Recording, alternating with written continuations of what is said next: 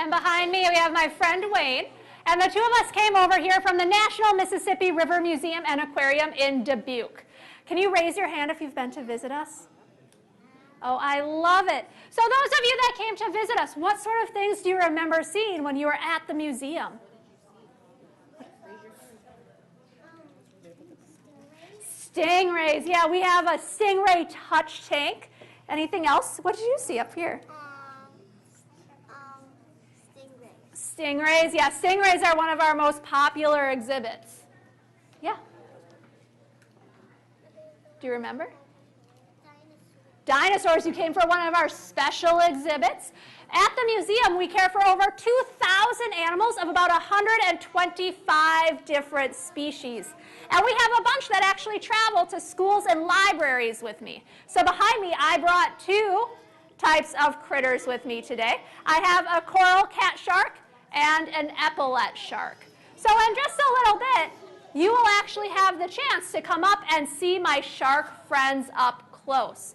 But before we meet our shark friends, I do want to talk a little bit about sharks. So as we're sitting here today, my number one rule is that we are all respectful. That way everyone can hear and learn, and that way our shark friends are comfortable meeting all of you. So being respectful today looks like sitting on your bottom so that everyone can see behind you. It also means that we're going to keep our voices off. So that way all of our friends can hear what we're talking about. If you have something you really want to ask, a question, please raise your hand so that we can all hear your question and we know what we're talking about. So I will talk a lot about sharks and then answer a few questions and then invite you up to actually touch a shark. So before we get too far, we have to learn what exactly makes a shark a shark. So a shark is actually a type of fish. So I need a volunteer. Somebody who is brave and somebody that doesn't mind looking a little bit silly in front of our entire group. Let's see. How about in the lobster shirt? Come on up. Okay, so you can put your water bottle on the table, okay? Because we're going to need you to come up next to me. What is your name? Ryden. Ryden here is going to be our very first shark of the morning. So I just said that sharks are a type of fish. So what do most fish have covering their body? What do you think? They You're close. We're going to get to that in a second, okay? What is actually covering their body? Scales. There we go. So we have to get our shark, and we're going to have you stay up here, okay? Some scales. So we're going to have you put on this. Perfect. And can you zip it up? I know it's a little bit big on you. That's okay. Do you need help? I know, it's because it's, I think, so big. Okay, perfect. Leave it like that. Yep. So we have our shark covered in scales. And sharks actually have special scales.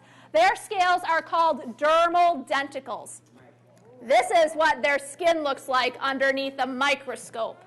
So basically, this means that sharks have modified teeth covering their body. And these dermal denticles help the shark to be able to swim really, really fast so that they can catch dinner. So that's the first thing every shark needs is those special scales. What else does our shark need to survive? Because we're going to talk about the adaptations, the things they have on their body to help them survive. Gills. Oh, nice. So we're going to put your hood up here, bud. And can you turn your head sideways? There you go. He has gills. So most sharks have 5 gills to help them breathe. Excellent. What else does our shark need to survive? Teeth. Every shark needs some good teeth. So we're going to put this visor on you, bud. There we go. Now our shark has some teeth. I actually have a set of shark jaws here. These are in all likelihood from a bull shark. So they have some very sharp teeth. And then sharks actually have backup teeth. They have multiple rows of teeth to help them catch dinner. I've read some studies that say sharks can go in their lifetime through 10,000 to 30,000 teeth. They have way more teeth than us humans. And you'll get a chance to see this up close in a couple of minutes when you come up to see the sharks. Okay, so our sharks have teeth. What else do they need? Fins. They need a fin. Very good. I have a fin here. We're going to Velcro this onto your back, buddy. There you go. Now I have a shark puppet here, and this is the fin that I just gave our shark. This is called the dorsal fin. And this fin, its job is to help the shark balance. If the shark didn't have this fin, it would actually try and swim like this. That's not a very good way for a shark to swim. So this helps them stay right side up. Okay, our shark needs 2 more things to survive. 2 more things on its body to make a shark a shark. Oh, we're going to pretend his arms are those side fins. These are called pectoral fins. So they use those to help them swim. The tail, yeah. So our shark uses their tail to generate speed and to steer. Okay, are you ready for your tail? Okay, lift your arms up. Okay, I'm going to have you turn around so everyone can see your tail. Perfect. Perfect. Now you can turn back around. Yep. So our sharks have tails. And what's the last thing? How does our shark find their dinner? What do you think? Eyes. Very good. So our shark has eyes. Their vision is actually about the same as ours. It's pretty decent. Sharks also have a very good sense of smell. Absolutely. So those are their 2 main senses to help them find dinner. Okay, buddy, are you ready to turn back into a person? Okay, so we're going to have him turn back into a person. Can we give our volunteer here a round of applause? Thank you. Good job. And I'll take your teeth. Perfect. Okay. So our sharks, those teeth, are one thing that a lot of us know about sharks, right? How many? Oh, so for those of you just joining us, can everyone please sit on their bottom? That way everyone in our group can see. Thank you. Okay, so our shark teeth tell us a lot about how the shark likes to live, what its favorite things for dinner are. And we can tell that without seeing the whole shark, just by seeing only one tooth. So I need 4 more volunteers to help me out. Let's do, how about in the pink on the side? Come on up. 1, see 2, 3. I'll have, yeah, you, come on up. And then 4, come on up. Okay, so I'm going to have all of you come stand right next to me. Perfect. And can you turn around and face everybody? Okay, I'm going to give each one of my volunteers a paper shark tooth. And as a group, we're going to try and match the shark tooth to the dinner that it is best at catching. So we're going to do a matching activity as a whole group here in just a second. Okay, so sharks eat a lot of different things for dinner. They are not picky eaters at all, but they all have their favorite foods. So some things on the shark menu are going to be a sea turtle, Some sharks eat seal. Others are going to eat teeny tiny little crustaceans called shrimp or krill. And then lastly, some sharks like to eat squid. So can all my volunteers hold their shark tooth up really high so everyone can see it?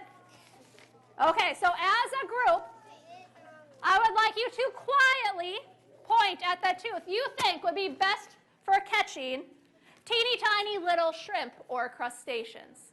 Which one it would be best at catching? Can you all quietly point? Okay, very good. So I'm going to have you put this one, hold the picture. Nice. And can you keep the picture so all of our guests can see? Okay, up next. Why don't we do this? A seal. Which tooth would be perfect for catching a seal for dinner? Can you quietly point? Oh, we're kind of crisscrossing. We're going to quietly point. Most of you are pointing at this one. That is correct. We then have our sea turtle. Now, sea turtles have a very good shell to help keep them safe. So if you're going to eat sea turtle, your tooth kind of needs to look like a can opener. So which tooth looks a little bit like a can opener? Oh, I love it. A lot of us are pointing to this one. And then our squid. So which tooth is perfect for spearing a squid? Very good. So even if you're just walking along the beach and you're lucky enough to find a single shark tooth, you can look at it and figure out what the favorite thing for dinner for that shark is. So let's give these volunteers a round of applause. You can all go have a seat. I'll take your teeth. Perfect. Thank you. Okay. So the sharks that I brought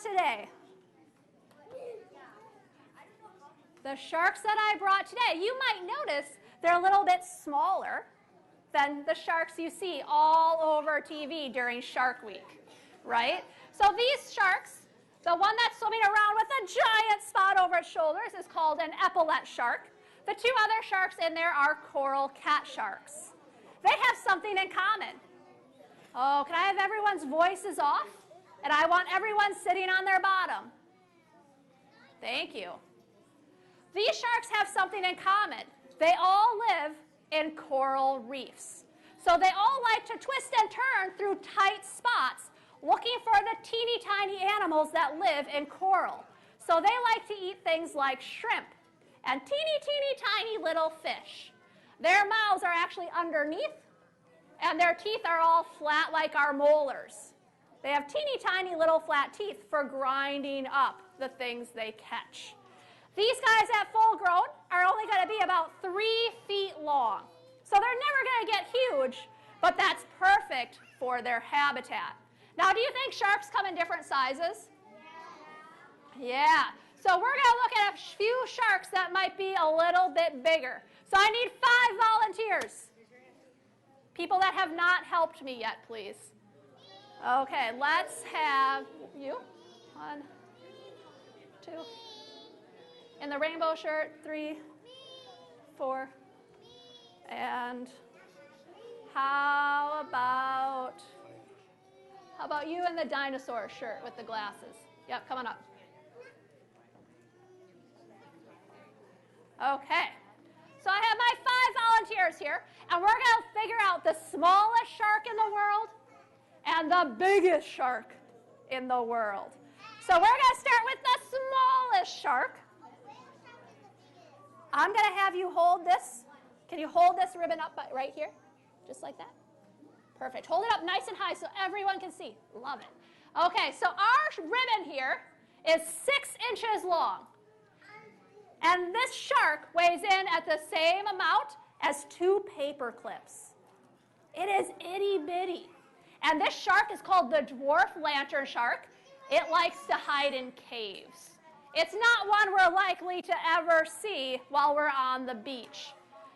However, like I said, sharks come bigger. So our next volunteers are going to help me to show you the size of one of the most famous sharks out there. The great white shark. How many of you have heard of the great white? Can you raise your hand?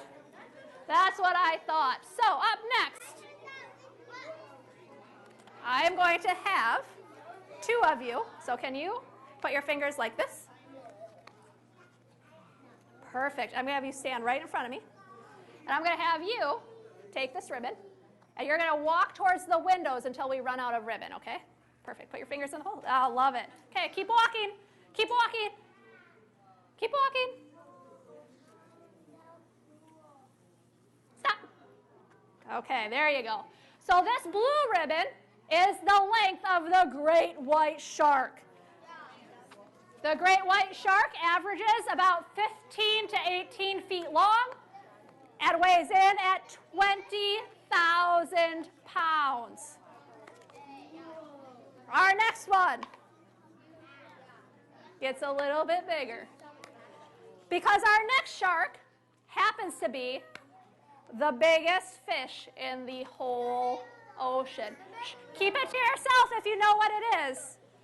Okay, so my next volunteers, I'm going to have you put your fingers in the holes just like she did. And I'm going to have you walk backwards. Walk that way. Yep. Keep walking. This one's bigger. Keep going. Keep going. Stop. There you go. Hold it. Hold the ribbon. So this black ribbon behind us, that is the size of the biggest fish in the ocean. It happens to be a shark. It is not the megalodon. What? I will put an asterisk because a lot of you are talking about the megalodon. This is the biggest fish living today in the ocean. So there we go. It is the whale shark. The whale shark is actually about 30 feet long and weighs in at 21 tons. Now the whale shark, does anyone know what a whale shark eats for dinner? Krill. The whale shark eats the teeniest, tiniest things in the ocean. So what the whale shark does is it swims around the ocean like this. Can I see all of your best whale shark impressions? Perfect. So it collects the itty bitties. Now the megalodon. The megalodon was still bigger, yet the megalodon was approximately 60 feet long. So it would have been twice the size of our whale shark. When it opened its mouth, I would be able to stand up in the megalodon's jaws, and a single tooth is the size of my hand. It was a very, very large shark. However, it is now extinct. But it was, at one point, found kind of on the eastern part of the United States. If you are holding a ribbon, can you please put it down on the floor? Perfect. Let's give these volunteers a round of applause. Go have a seat. I appreciate your help.